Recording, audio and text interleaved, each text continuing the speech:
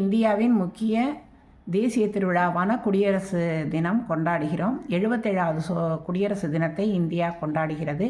காஷ்மீர் முதல் கன்னியாகுமரி வரை பல்வேறு விதமான இனங்கள், மதங்கள், மொழிகள், கலாச்சாரங்கள் உள்ள மிகப்பெரிய தேசம் இந்தியா.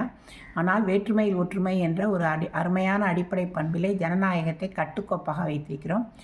ஜனவரி 26, 1950 இந்தியா குடியரசு நாடாக மாறியது.